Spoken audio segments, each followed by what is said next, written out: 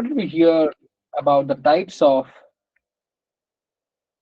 dark reactions that's happening? So when we talked about the dark reactions that is happening, we were understanding that there are two categories of plants, and based on this, how do we categorize these plants based on the dark reactions? So we know that Melvin Kelvin, when he started discovering how the plants fix this carbon dioxide to produce glucose molecule, he used this radioisotope of C14, and then eventually he understood that okay, there is a group of plants that fix the carbon dioxide as a three carbon molecule. So we call that as a C3 cycle, correct? And then we have another group of plants later was discovered, which we call it as a C4 plants. So while discussing the C3 cycle, we understood, it's a very beautiful cycle which happens at which part of the plant cell? Can you tell me? Where does the C3 cycle take place, guys?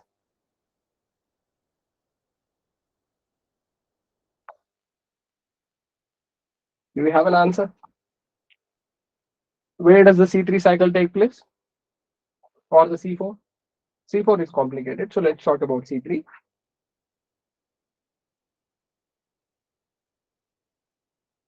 Where is all this happening?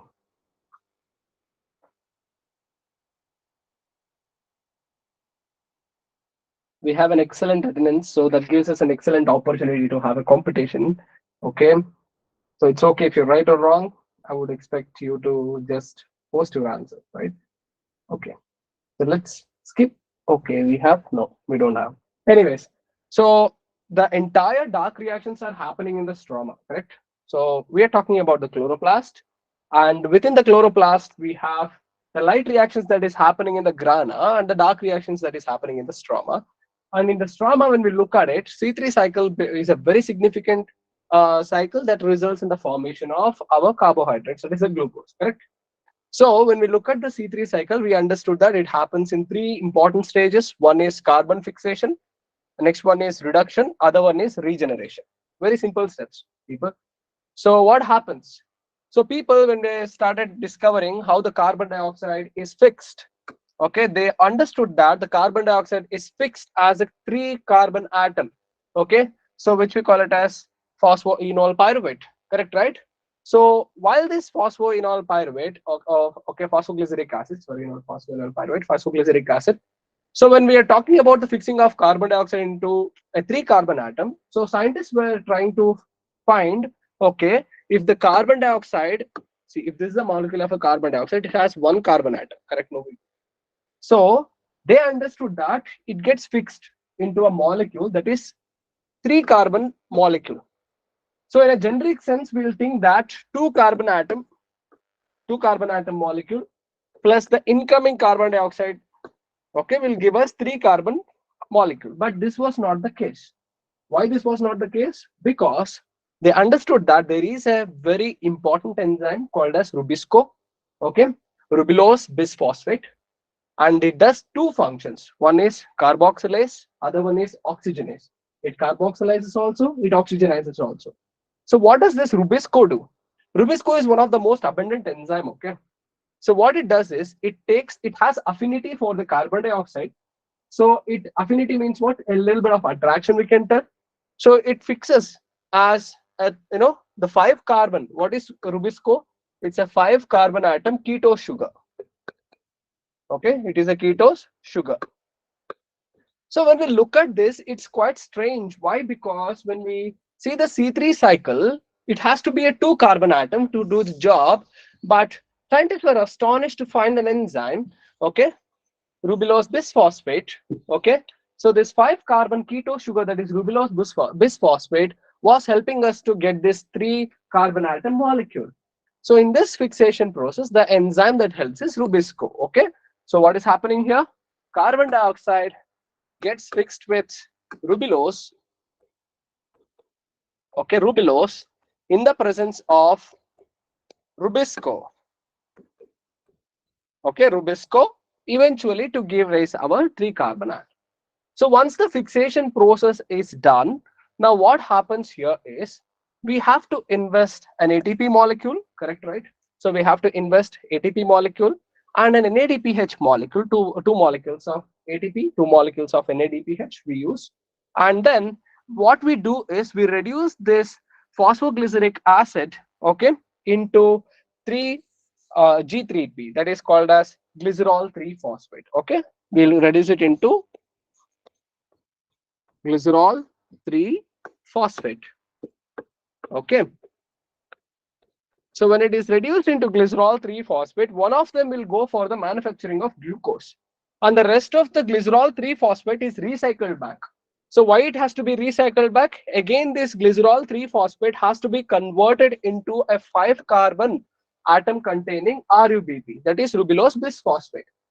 To help this, again we are investing one more molecule of ATP. So in total 3 molecules of ATP will invest per cycle. Okay. Eventually what do we get? We get back the RUBP. RUBP again goes and reacts with carbon dioxide, and it fixes the carbon dioxide in the form of 3-PGA, that is phosphoglyceric acid, and then it is again reduced to 3-phosphoglycerate or glycerol 3 phosphate, and then eventually it is recycled. Very simple cycle. All we have to understand is what is the important enzyme that plays a role in our C3 plant, that is rubisco. Okay, what is rubisco? Ribulose bisphosphate. Okay, carboxylase and oxygenase. So this is the name of the enzyme. What is the first 5 carbon containing molecule that helps in the fixation process? That is RUBP. What is RUBP? RUBP is a 5 carbon atom containing keto sugar. So it combines with oxygen with the help of this enzyme. Now we've understood this enzyme. Now what is this component? What is our first 5 carbon atom? That if it is asked, you should not write it as rubisco, but you have to choose it as RUBP. Okay, ribulose bisphosphate. Understood? So what are we investing here? For every carbon dioxide, okay, we have carbon dioxide which contains 1 carbon atom. For each cycle of the Kelvin cycle, okay, or the C3 cycle, what happens is, see, this entire cycle, if it goes once, then you will get 1 carbon atom that is fixed. That means our glucose molecule, we know that its formula is C6H12O6. It's very generic. So we know that we need 6 carbon atoms. So 6 cycles have to take place. Okay, 6 cycles of C3 has to take place. To conduct 6 cycles of C3, that means we need 6 molecules of carbon dioxide, correct, right? So to complete this cycle, to produce 1 molecule of glucose, what do we need? We need 6 cycles of carbon dioxide. That means 6 molecules of carbon dioxide is required. For every cycle, we need 3 molecules of ATP. So into 6 cycles, that will be 18 ATP molecules. Very important points, okay? And then what about the NADPH? NADPH per cycle, we need 2 NADPH. So we will have to invest 12 NADPH. Okay, NADPH. So if we invest these 3, what do we get? We get 1 molecule of C6H12O6. Where is everything happening? Everything is happening in small. It's a very beautiful science to understand how the plants have evolved to make this process as efficient as possible, and that will be more fun if we try to understand the C4 pathway. So when everybody were arguing what are the possibilities of this glucose production, so they wanted to conclude. What is the conclusion? Do all the plants fix their carbon dioxide as a 3 carbon molecule? So it appears that there is an entirely other group of plants which do not fix the carbon dioxide as the first C3 molecule, but instead it will fix as a 4 carbon molecule. And whenever we fix carbon dioxide into a 4 carbon molecule, so these plants are called as C4 plants. Okay, these are exceptional plants. I'll tell you why they are very exceptional plants.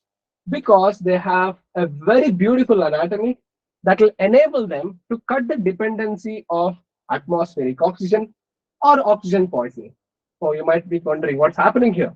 Carbon dioxide is supposed to help these plants to prepare glucose, and oxygen is supposed to help these plants to get the energy.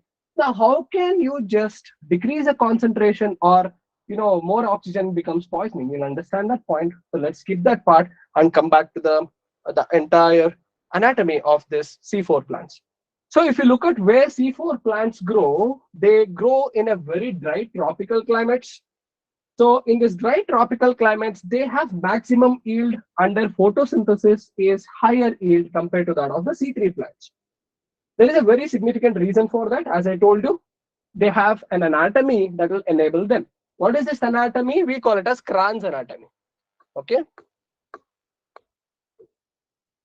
Kranz anatomy. So what is Kranz anatomy? Very simple, people. So if you look at the cross section of a leaf, I'll just take it in a circular way. It's not a circle. Okay, let me try to make it more circular. Okay, anyways.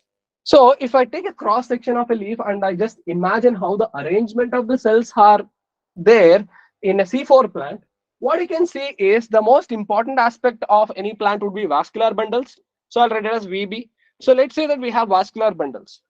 Surrounding the vascular bundles are your very thick walled cells, which we call it as bundle sheath cells, people. So we call it as bundle sheath cells. So what are the characteristics of bundle sheath cells? Bundle sheath cells, they are impermeable to any gaseous exchange. Means, okay, I will erase this part so we can understand the bundle sheath cells very well. Sorry.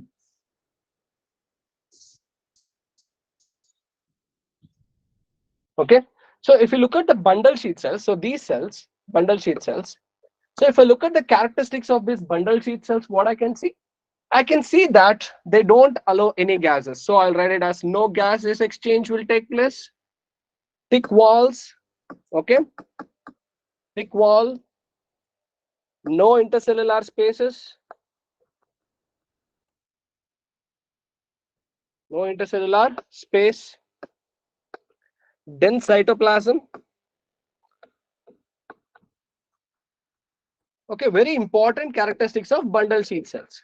Now, all these characteristics will give us an idea about what function does the bundle sheath cells do.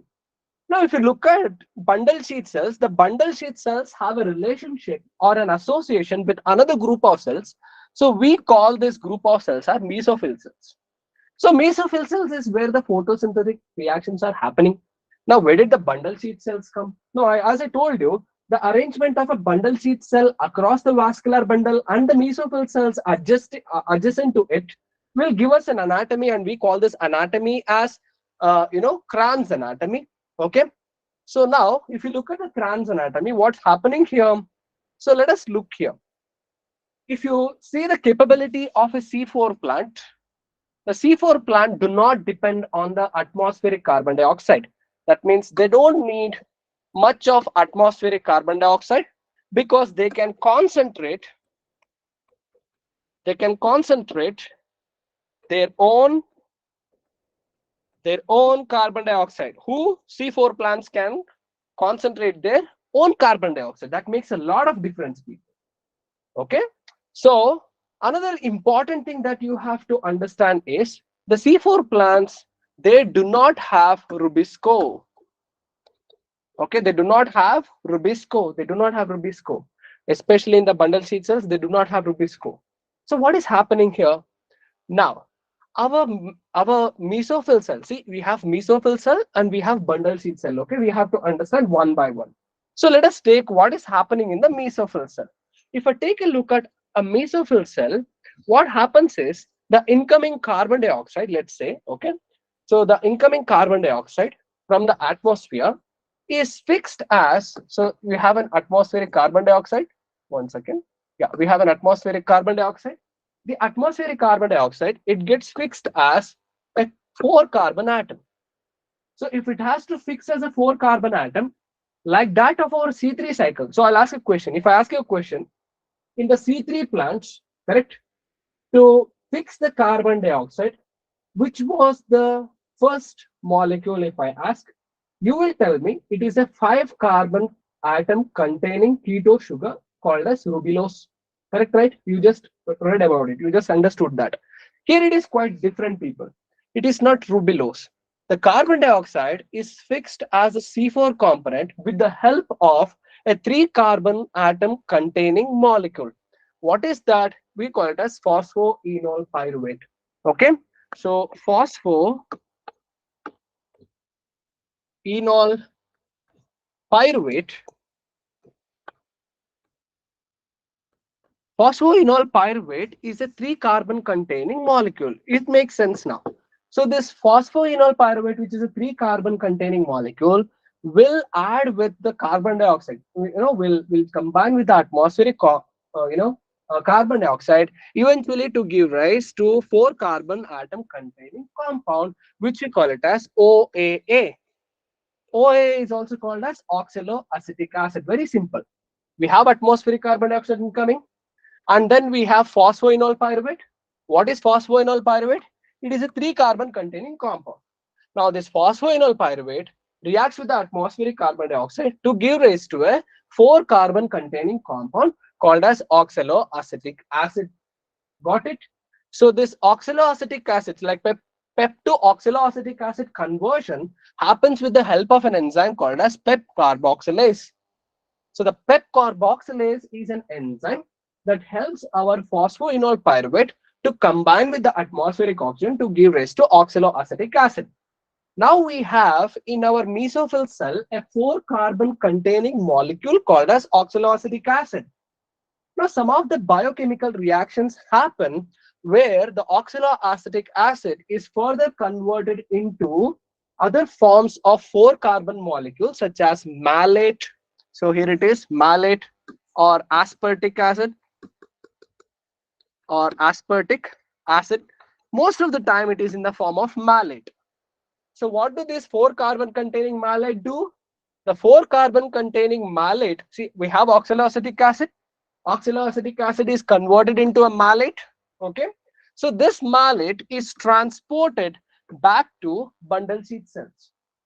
Now then some special reaction happens in the bundle sheath cell. What is that? We know that our malate is 4-carbon containing molecule. Correct, right? So now this malate, when it enters the bundle sheath cell, see it has 4 carbon atoms. Okay. Since this is a malate, it is reduced into 3-carbon atom containing pyruvate. Are you understanding? It is reduced into 3-carbon containing atom containing pyruvate. Got it? So this pyruvate will keep like that. When I break down the 4-carbon atom containing molecule into 3-carbon atom containing molecule, what is my byproduct?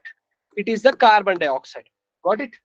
Now this carbon dioxide, okay, will undergo Kelvin cycle. That is a C3 cycle where this carbon dioxide is fixed by using Rubisco, okay, to give rise to whatever the reaction that we saw here. See the same reaction where you have your carbon dioxide. The carbon dioxide will react with the Rubisco with the presence of RUBP, finally to give rise to PGA. Okay, did you get it? So this Kelvin cycle will continue. Now what will happen to this pyruvate? The pyruvate is again sent back to your mesophyll cell. In the mesophyll cell, what happens is an ATP molecule is invested. So with this ATP molecule is reduced to AMP. Now what happens is pyruvate is converted to phosphoenol pyruvate. Okay, pyruvate is converted to phosphoenol pyruvate, and again the phosphoenol pyruvate undergoes the next cycle. Understood? Did you guys understand the C4 cycle? Yes or no? Or should I repeat? Just make it fast. Can I repeat or can I continue?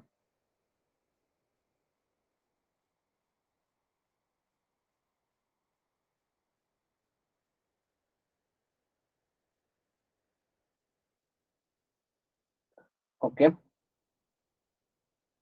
So that means you understood. Okay, let me make it easy for you. Yeah, fine. Others, if you do not understand, you can use your chat box to just let me know that if you have understood or not. Okay. Very, very simple, people. In of C4 cycle, we have Kranz anatomy. That's very, very important. That's happening. And what is happening in Kranz anatomy? The bundle sheath cells surround the vascular bundles, and then around the bundle sheath cells you have mesophyll. And then in bundle sheath cell is where, okay, there is no gases that are escaping. So that is one of the characteristics of bundle sheath cell. Now what's happening here? We have mesophyll and bundle sheath cell. An atmospheric carbon dioxide comes from the outside. Here we have PEP. What is PEP? PEP is phosphoenol pyruvate. The phosphoenol pyruvate is a 3-carbon atom containing molecule. It combines with another carbon dioxide to give rise to 4-carbon atom containing OAA, that is called as oxaloacetic acid. This oxaloacetic acid conversion happens through PEP carboxylase. Once we have oxaloacetic acid, now this is converted into a malate. Okay, let us assume that this malate, okay, is transported back to our mesophyll cell. Once the malate is transported to our mesophyll cell, in the mesophyll cell, what happens? The 4-carbon containing malate is broken down into 3-carbon containing pyruvate. Correct? No, it is broken down into pyruvate. Plus, what do we get? We get 1 carbon dioxide. So this carbon dioxide will enter what? Kelvin cycle. What is Kelvin cycle? It is also called as C3 cycle, which we read already. Got it? So what happens to this pyruvate? The pyruvate is again pumped back to your mesophyll cells, where again it is converted into phosphoenol pyruvate by using an ATP. We break down ATP into AMP to release 2-phosphate. Okay, final to give rise to phosphoenol pyruvate, and then the cycle continues on and on. Now, what is something that is so special about the C4 plants? C4 plants, you can see here, they can concentrate their own carbon dioxide. That means they can produce or they can manage the concentration of the carbon dioxide within the cell. That means what is happening? Is there another chances? Absolutely, there is another chance. You might have heard about Rubisco. By now, you know what is Rubisco. Correct, right? Rubisco is the largest enzyme that is present on the planet. Largest, which is the highest quantity in the entire biosphere, is the Rubisco. Now, what about Rubisco? Rubisco is an enzyme, and it goes with the name. We know that it does both carboxylase as well as oxygenase. So when it can do both the jobs, there is a problem with the property of Rubisco. That means the character of Rubisco is quite not okay. Why it is not okay? Because Rubisco is the role of Rubisco is to fix the atmospheric carbon dioxide. Correct now, people? It will help in fixing the atmospheric carbon dioxide. Now, this should happen. One second. Sorry, people. Sorry for the disturbance. Okay. Yeah. So this Rubisco, the problem with the Rubisco is, oxygen, right? Oxygen and carbon dioxide are two essential gases for photosynthesis as well as respiration. Now, when we look at photosynthesis, our carbon dioxide is having the upper hand. So that means carbon dioxide is must for the preparation of glucose. Now, here the role of Rubisco is to attach this carbon dioxide to our, RUBP. But instead, what happens is Rubisco has higher affinity towards oxygen. So it has high affinity towards oxygen and it has little affinity towards carbon dioxide. Now, when you go and see this problem, now what happens is it results into a process called as photorespiration. What is photorespiration? In simple terms, Rubisco is malfunctioning. Is it? Yes. What is happening here? If the Rubisco, due to the oxygen concentration, what happens is Rubisco has more affinity towards oxygen. So when the Rubisco reacts with the oxygen, okay? So when Rubisco reacts with the oxygen, see RUBP reacts with the oxygen. Now what it results in? It results in phosphoglycolate. So this phosphoglycolate formation and the glycolate formation, okay? Now this is very bad. Why it is very bad? You see here, in naturally what should happen?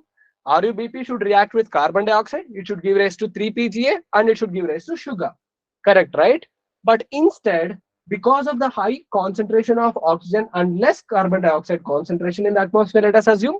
So here what happens is your PGA, okay, it will react with phosphoglycolate. How did we get this phosphoglycolate? See, oxygen reacts with RUBP.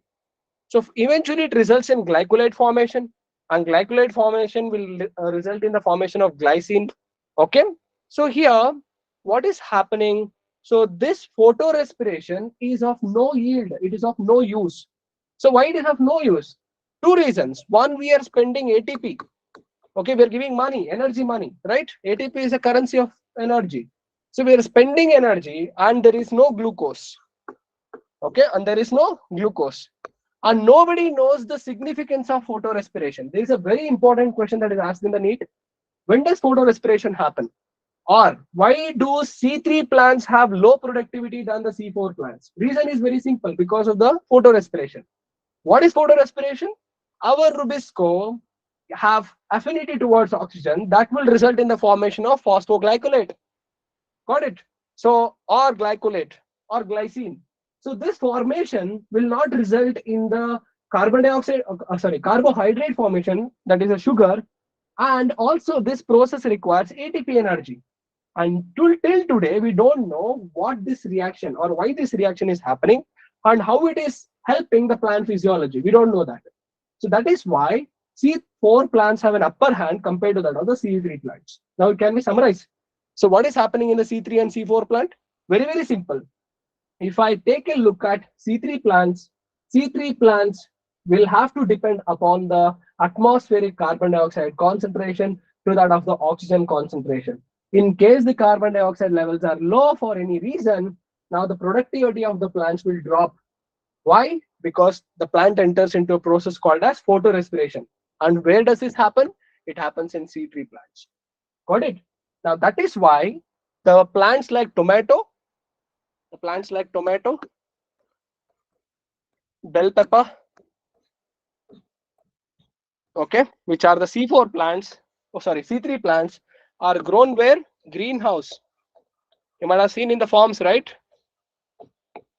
So the greenhouse, what it does, it concentrates the atmospheric carbon dioxide within this, glass house or the greenhouse that you can see, the white colored tarps that you can see in the forms. So they concentrate this carbon dioxide. So that will help in higher yields and higher performance of the plants. Okay. Whereas in C4 plants, you see, they do not have to depend upon, the carbon dioxide concentration. In simple, they are built to make their own carbon dioxide. Okay. So they just create their carbon dioxide so that the cycle happens without any break and the sugar production will keep on happening in the C4 plants, whereas in C3 plants, it's not happening. Okay. So that is a major setback or the major difference between a C3 plant and a C4 plant. Did you guys understand? Yes? No?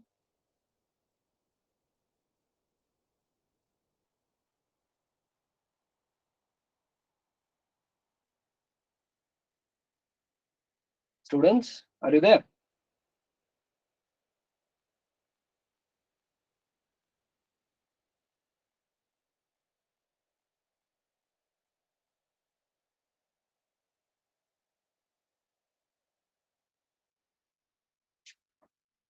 Guys, did you understand? Can we move further?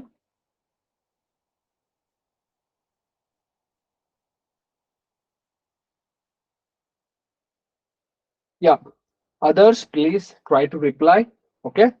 And it's literally, yeah. Aditya, tell me.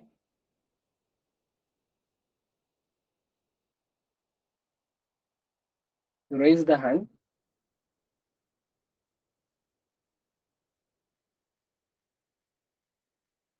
Okay. Aditya wanted to add something? No? All right. See, it should be very easy than talking in a class. Okay. Basically, I can't see your face. So you should be able to, grasp early. Can you see the letters on this? Yeah.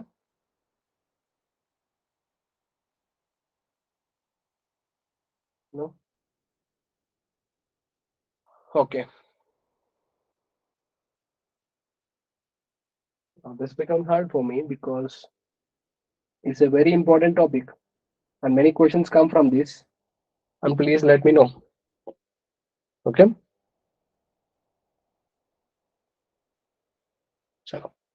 So next we have to understand what are the factors affecting the photosynthesis. Don't worry about the CAM pathway. Basically, we'll revise it again when we do the crash course for your NEET examinations. First, the basics are important, so we'll just stick on to the basics. Okay, people. So what are the factors that can influence the photosynthesis reaction? It's a very, very easy part to understand. So now you can see that the photosynthetic reactions, it's basically a biochemical pathway, and many factors have to come together to make this a proper success, okay, to get the best yield. You know that, right? So when the optimum conditions are not present, or when the materials or the ingredients for the photosynthesis are not available at appropriate concentrations at right temperatures, now any of the chemical reactions can get affected. The same thing happens with the photosynthesis. So if you just look at the physical factors of a plant itself, some of the things like number of leaves, the size of the leaf, the age of the plant, orientation of the leaves, that means arrangement of the leaves, okay, and the mesophyll cells and the number of chloroplasts within the leaf, they are all something that adds up to how much of the photosynthetic reaction is happening. And more importantly, we just studied that internal carbon dioxide concentration matters a lot, because not all plants have this beautiful Kranz anatomy to help them with the carbon dioxide. Correct, right? And next one is amount of chlorophyll. Obviously, they are the factories where the photosynthetic reactions are happening. Okay. So now some of the factors, like, you can just take a look at some plants who live in the shady regions. For example, you have in the tropical forest, there are huge canopies of the trees, and then in the bottom you can see that there are some herbs and shrubs. They barely get some light. So now you can ask me the question, do they undergo photosynthetic reactions? Yeah, absolutely, they undergo photosynthetic reactions. But okay, light do not become that much of a limiting factor for them, whereas the light becomes a limiting factor for many of the photosynthetic plants. Understood? So, so now when it comes to external factors like the abiotic factors such as sunlight, temperature, carbon dioxide concentration, and water are some of the factors that determine the rate of photosynthesis. There is a lot to understand what is a limiting factor for the photosynthesis. And then Blackman comes up with a law called as Blackman's law of limiting factors. So what does he say? The statement, you can't change a law. In a biochemical process is affected by more than one factor. Its rate is determined by the factor nearest to its minimal value.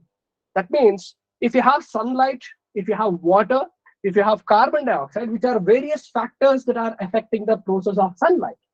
Now, these factors can vary according to the plant. Now, when we talk about the minimal value, that means a very small changes in the concentration of carbon dioxide, let's say, or the small change in the salinity of water, let's say, or small change in the temperature, let's say. So any of these small variations, if it leads to the decrease in the photosynthetic reactions, then these are called as nearest minimal factors or nearest minimal value, and they act as limiting factors. Understood, right? So this is a factor which directly affects the process of photosynthesis or the quantity that is changed. Did you understand? What is Blackman trying to say? The sentence might be quite complicated, but the science is very simple. If you have various factors, let's say we have 5 factors. Among these 5 factors, there is one factor where a small changes in this factor will lead to the overall change in the output of the photosynthesis. So this factor can be called as a limiting factor. And this factor is not even for all the plants. It can vary from the region, the genetics, okay, or you can also talk about basically an ecosystem, okay. So where you have different variations and different plant dependencies, okay. It's not uniform for all the plants, okay.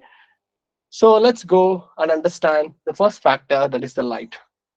We know that light is a very important factor because the photolysis or the light reaction is one half of the photosynthetic reactions. Correct, right? Now, when we talk about the light, we understood that not all the light is used for our process of photosynthesis. Only far radiation, that is photosynthetically active radiation, is the one wavelength of light that is being used up for our photosynthetic process. Now we understood what is far radiation, photosynthetically active radiation. It is said that among 100% of the sunlight we receive, only 10% of the sunlight is useful or it participates in the photosynthetic reactions. Now, this quality of the light and the amount of light that is exposed becomes a very important factor for our plant's growth and development. Now, you can see that in tropical areas, there is very even distribution of the daylight cycles. Now, the disturbances in this daylight cycle comes with the change in the weather conditions, maybe the cloudy conditions or the windy conditions. So this will limit the amount of light that is being incidenting on our chlorophyll or the chloroplast. So that will eventually decrease the rate of photosynthesis. Whereas, what if we give the plant proper sunlight, 100%, no disturbance? So in that case, what happens? If you look at the graph, it shows that the photosynthesis increases gradually as it receives better and better light, and eventually it saturates and it does not produce more of photosynthesis, or more of photosynthesis will not happen. So this point is where we understand that only 10% of the light can be utilized by our plants, and it reaches to this saturation. So the saturation occurs at the 10% of the full light. So except for some of the plants, like plants living in the desert conditions or plant living in a shade or in dense forests where or deep oceans, the light is becoming a very rare limiting factor. Okay, it's not a limiting factor in shady plants, the shrubs, or we can tell that indoor plants. Okay, so they, for them, light is not a limiting factor because they grow in shade, so they don't depend on the light. Whereas majority of the plants which are well exposed, they have beautiful canopies and large leaves and high number of leaves, good orientation. So for them, sunlight becomes a limiting factor. Okay, yeah. So next one is carbon dioxide concentration.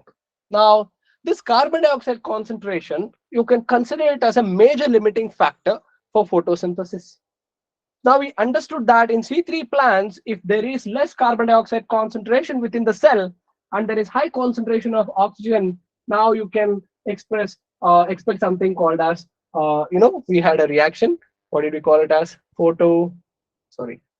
have like photorespiration. Photorespiration occurs. So why did it happen? That was because we had less carbon dioxide concentration. Now, if you look at the difference between the C3 and the C4 plants, if I just take an example of C3 and C4 plants, now if I see the intensities, now usually the rate of photosynthesis, okay, rapidly changes in the C3 plants. Why? Because they have they're very sensitive to the amount of carbon dioxide that has to be around 360 micrograms or something like that. So it has to be present across their environment. Whereas the C4 plants, it's not like that. In C4 plants, they can create their own carbon dioxide concentration, so it becomes a very less limiting factor in C4 plants. Whereas in C3 plants, you require high concentrations of carbon dioxide, so that to get better photosynthetic yield. Okay, so next one is temperature. Now, temperature is a very important factor.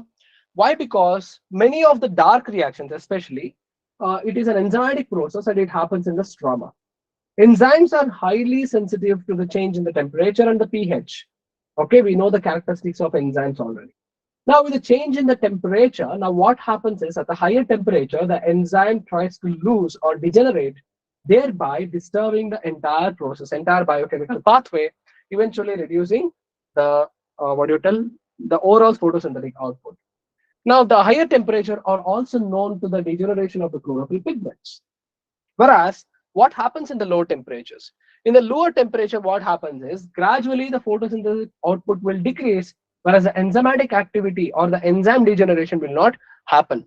So that is why, according to the geographical distribution of the plants, okay, where they are located. For example, you have tropics, you have subtropics, you have desert areas. Okay, the temperature can vary.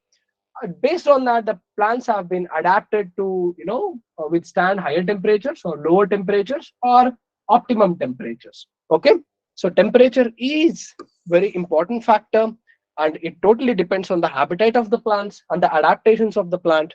So it becomes an influencing factor for the rate of photosynthesis to occur. And the final one is the water. Water is very, very important factor. Why water is very, very important factor? Plant physiology is all interrelated. For example, photosynthesis, respiration, and the transport and mineral nutrition, all of them are interlinked, like our body. Now, if you look at water, we know that water actually leads to, transpiration. And with the transpiration is where the stomata opens and closes. Okay, and it allows the gaseous exchange also. Now with the water stress, especially water stress comes when you have drought conditions where there is very less water, hypersaline conditions. Suddenly the groundwater level decreases. So with the decrease in groundwater levels, the salinity of the water increases. So when the salinity of the water increases, now the plants cannot take more of the water. Now the plant will think that, okay, it's a drought time, I'm not able to get more of water. So these are called as water stress conditions. So whenever there is water stress, the stomata closes. So when the stomata closes, the carbon dioxide availability becomes less. When the carbon dioxide availability becomes less, now you can see that these things, when you just take the plant out of the soil, they just start curling their leaves and the leaves become dry and loose. So this is called as curling or wilting of leaves. So that will lead to the reduction in the gases exchange. That leads to reduction in the photosynthetic space. That leads to reduction in the plants exposing their leaves for the incidence of light. So eventually, it decreases the overall photosynthetic output. So this is the whole gist of your lesson. Okay, that is photosynthesis in higher plants. So here we can end this chapter. So if you have any doubts, guys, you can go ahead. You have any doubts in this chapter?